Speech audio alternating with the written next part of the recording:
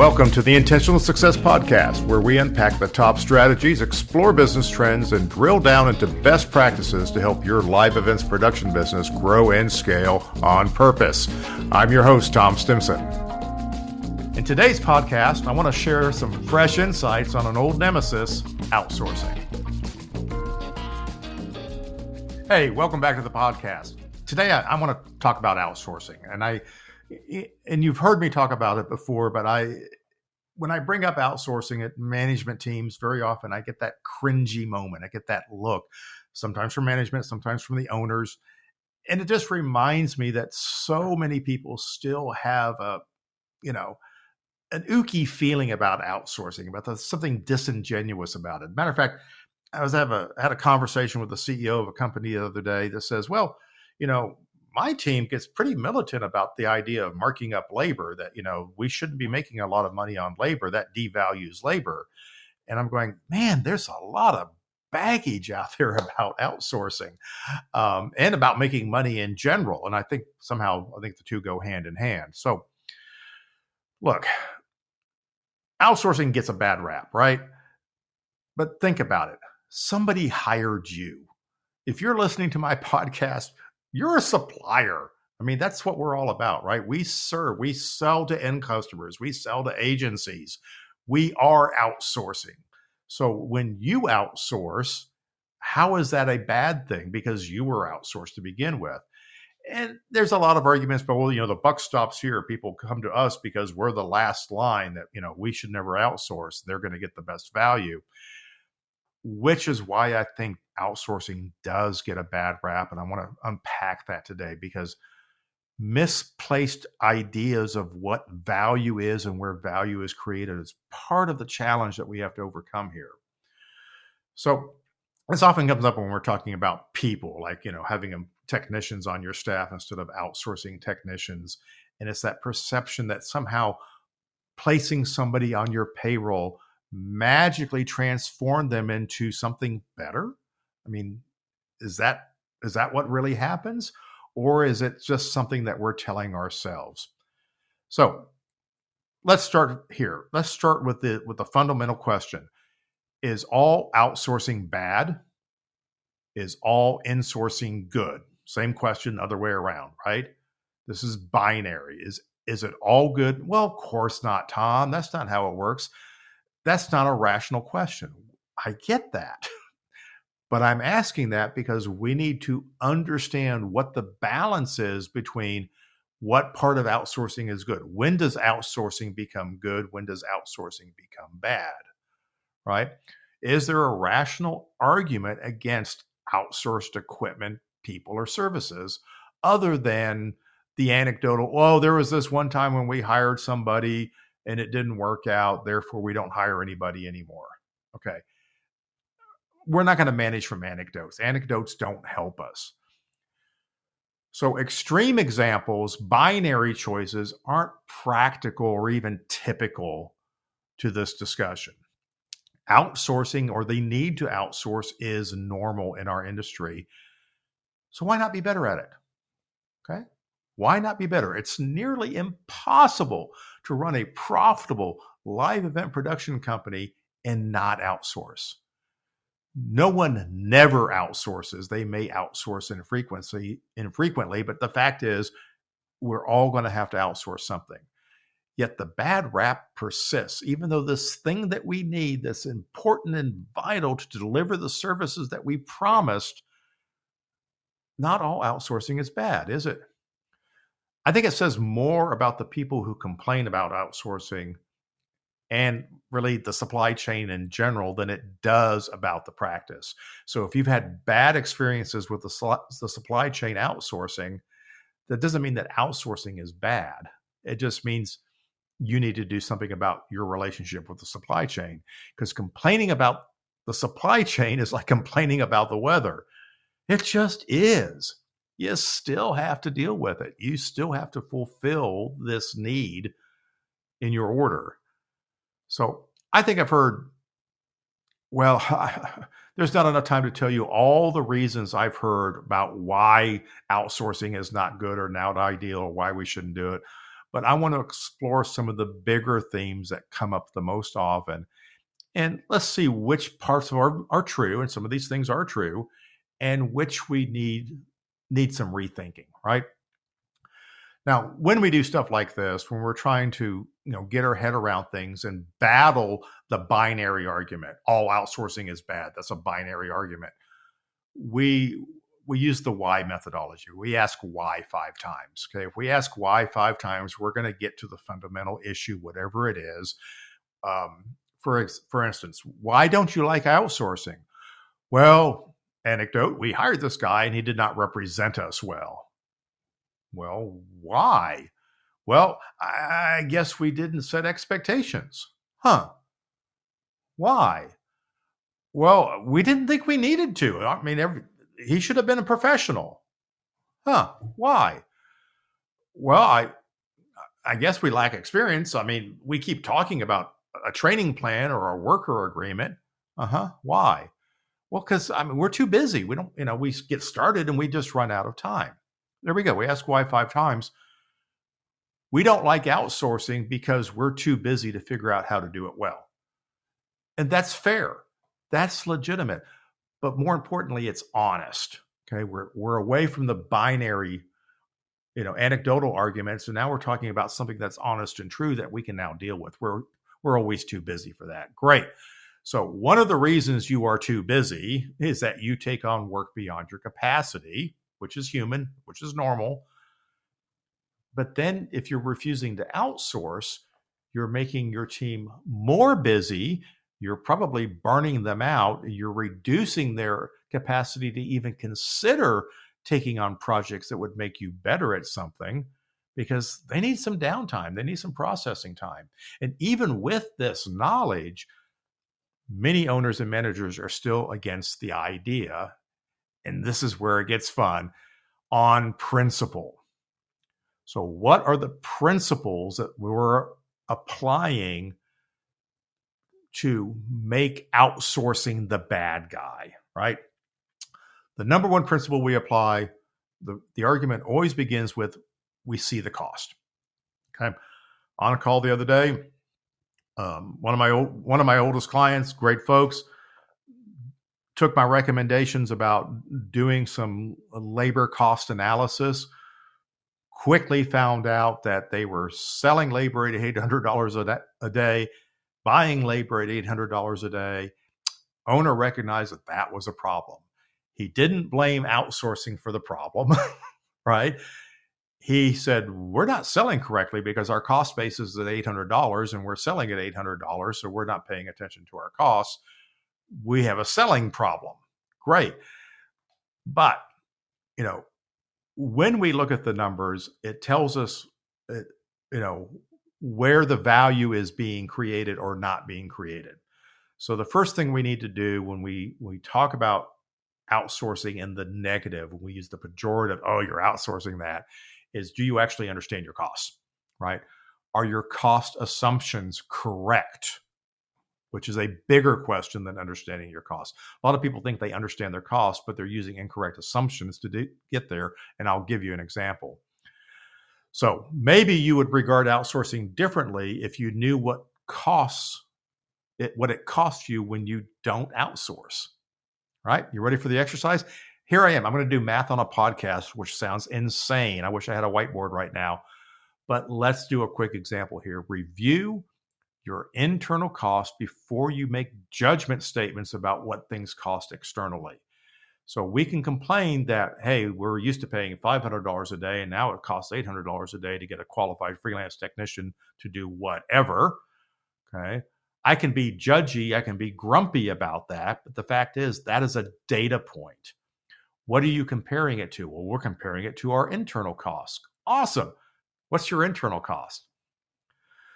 All right, let's go through the exercise. If we charge our jobs, job costing, if you're doing job costing and you're charging for your hourly staff, honestly, what's the price that you use?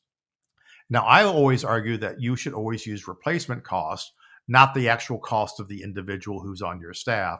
It's the cost of what it would cost to replace them from the outside, the outsource cost. But many owners and managers reject that premise because the whole point of having technical staff is the cost savings you get from having full-time people because they cost less than freelancers, right? So let's take Sally. Sally makes $30 an hour. If we add in her payroll costs, benefits, taxes, all that kind of stuff, it's $39 roughly, right? Using a 1.3 times space.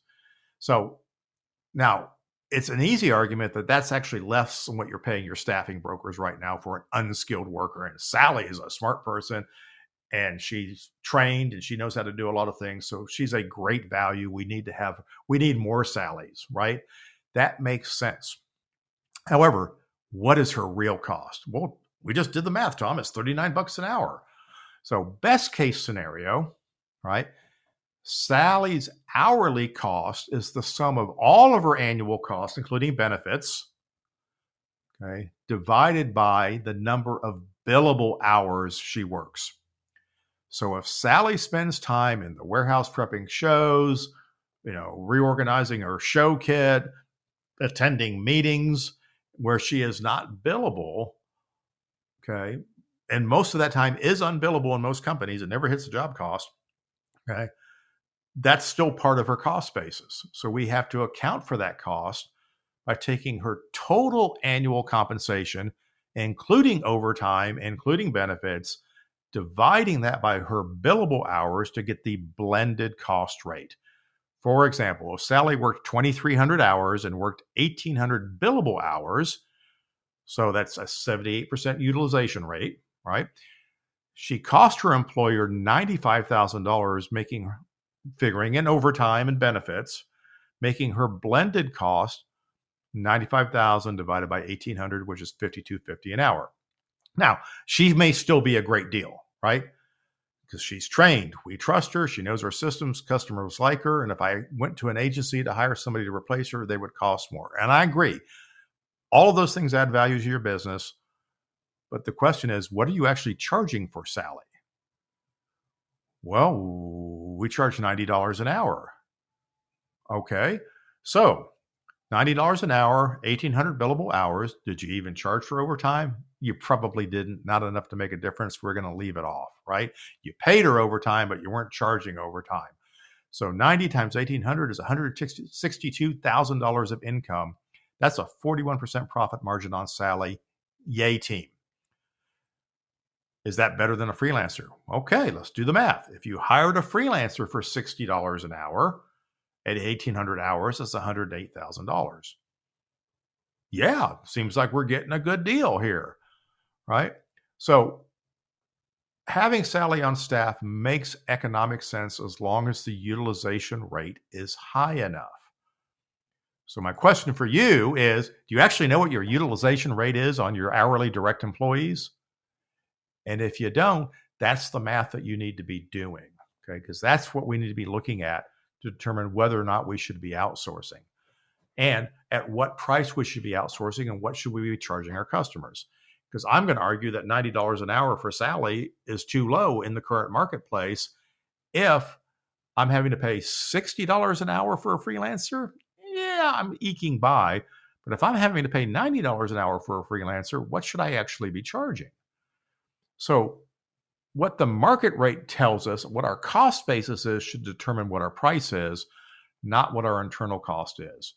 So there are good deals to be had by insourcing, but they go hand in hand with outsourcing because you're never going to have enough salaries. You're always going to have to hire extra people to do it. You need to know that you're selling at a price that allows you the margin to do that with and still make money. So, second argument, once we get past the cost argument, we start talking about, well, how we see ourselves, right? We don't like to outsource. We don't like to have other people's gear show up on our show. We don't like to have, people who aren't on staff come in because they're not wearing our shirt, or we didn't want to give them a shirt because we're cheap. Okay.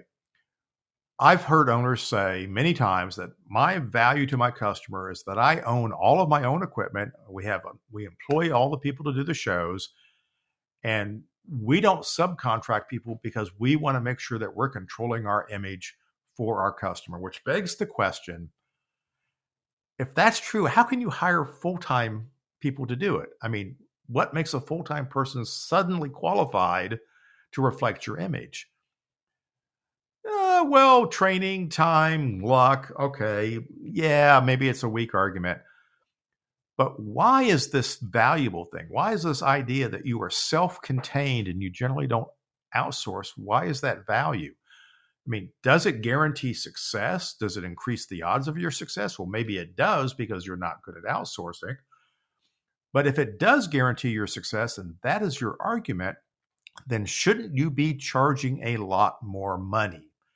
If you are self-contained, you have all the resources, you don't need to outsource, you have all this control over the finished product because of these business choices you've made, then I, as a customer, should pay you more money for that extra security, that added security that I'm going to have a successful event because it's going to be the way that you do things. Now, does it guarantee success? Maybe it does help. Are you charging enough to justify it? No, you're probably not. You're probably doing this so that you can lower your price to your customer because you control the resources. And, oh, by the way, you need the cash flow to cover that huge payroll you have. So let me be clear. I am not against taking resources in-house. Okay. If you can find a Sally, right? I'm not against charging what things are actually worth. If all of your resources are in-house, you should charge more than someone that outsources. If your argument is that outsourcing is suboptimal. And if you believe it is suboptimal, I suggest you go all in on that, raise your prices, and sell with it. It's a great way to sell. It's a good value proposition that you're not going to cut any corners. However, you're going to lose on some customers that are looking for flexibility. They're looking for scalability. They want you to be able to do things that maybe are not in your wheelhouse, but they want you to be in charge of it. In other words, that may not be why your best customers are actually hiring you. So be careful with this methodology. In my experience, most companies take this in-house advantage and they convert it to a discount for the customer one way or another. So keeping everything out in-house may get you the result that you're looking for, but it is a huge risk and you should expect higher rewards for it. Now, that's how we think about ourselves, and that's how we justify insourcing versus outsourcing. The third argument that I come up against is how our customers see us, right? Our customers see us as a shiny team polishing the equipment that's ready to jump to the task of their next assignment. And this is a symptom of what I call the hero syndrome, right? The hero syndrome is that we always want to be seen saving the day. So having people on staff ready to jump to the task, take on that last minute show, have one more set of gear makes us the hero. And that's how we think our customers see us. So sometimes we try to make our customers believe we have no other customers. And for a very small subset of control buyers, that might be what they're looking for. They want somebody where they are going to be your most important customer because that gives them leverage and power over you. So do pay attention to how your customers see you. For instance, I had a client way back in the day, long old guy stories, right? And this was an end client, corporate producer for a major brand. And they did multiple shows a year. We did regional sales meetings and franchise holders meetings and all kinds of stuff, internal meetings. Worked with them probably 12 shows a year. And he always wanted what he called the A team. The A team. It was 5 people. It was the audio, video, lighting, video engineer, whatever it was. This was his A team. As long as he had the A team, the show was going to be fine, right? But this is a problem for us as a supplier because, well, these are our key people and we need them on other jobs too. And, sometimes our client's job, we want to convince them that he's our best client. And we can do that by always giving them the A team. But then what about all the other clients that want the A team? So our solution was we kept swapping out one person. Every job is like, hey, I can get you the A team, except, Bob's not going to be there. I can't unschedule Bob from what he's on, or he's got a family vacation. But I've got another person that Bob says you're going to love. So we'd swap out one person. And the next show, we'd swap out a different person. So every show, he'd get 4 out of 5 of the A team. And after a few shows, the A team was actually 15 people instead of 5 people. Right. So that's some of, look at how your customers see you and see what you can do to make that even better by having a deeper bench. And it finally got to the point where our client had a show where none of the original A team was on it. Everybody on that show was an A team member. And he realized what we had done. He realized that by swapping all these people out, he always had the A team, right? So if something goes wrong on your show and you or your customer can point to a subcontracted tool or individual and center all of the blame on them. In other words, this guy wasn't part of the A team and we can blame them. My question to you is then who was supposed to make things go well? If we are dependent on one individual to go if we're going to blame one change, doesn't that reflect more poorly on the company that was planning the event, that one little change tripped them up? So if everything goes well, it doesn't really matter what was outsourced or not. If something goes wrong, it also doesn't matter if something was outsourced or not, because it always reflects on you. And that's actually how your customers see you. So they may cite changes. They may cite the different colored case or the unfamiliar face on the job. But the fact is, they're thinking about you when they do it. So the blame always lands on you. It's not your excuses that are going to take the blame. You're going to take the blame. So how your customers see you does matter. This is huge. All right. I do agree with this. Make sure that the journey you're taking them on meets their expectations. Make it look easy, act professionally, and they will actually appreciate that you took the time to outsource the right people, bring in the right kit to make their job a success. Right? Now, fourth area of resistance that I get to outsourcing is the argument that, well, we are so committed to training and process and quality, and we can't bring in outside suppliers because they are not familiar with those processes. They don't know how to work with us or do our work. And that's so, how do we say in South? Oh, bless your heart. Right. That's sweet. This is admirable. But companies that are committed to process and quality actually know how to select suppliers and find it quite easy to do. They know how to manage expectations for their customers and their suppliers. They know how to communicate for success up and down the supply chain. This is actually a core competency. So if your commitment to quality only works on internal resources, then there is actually something that's missing from your processes that are very, very important. So this is one of those things where when you say we're committed to training, process, and quality, this is why we don't outsource, is actually comes back and shoots you in the foot, because if you were committed to those things, then outsourcing actually wouldn't be a problem. Now, the last argument that we hear, and again, there's 5 arguments here because we ask why 5 times and we get down to what really matters. I do on occasion, and I have some good clients that I work with who actually enjoy not having to outsource. They outsource begrudgingly. They don't do it, with an attitude. They know it's a necessary part of what they do, but they actually enjoy having more equipment than they need, having technicians at their disposal, so that, and they're even willing to accept lower overall margins in exchange for the fact that they have a full toolbox. All right. And let's face it, not outsourcing is actually kind of easy. It is the laziest way to do business. Own everything. What's hard is when you're forced to outsource because you took on too much work for your customers, and now you don't have a well-honed competency on working with a supply chain to be successful. So if you really enjoy having all those things, then you're also going to have to enjoy turning down work, because getting outside of your capacity is going to be problematic.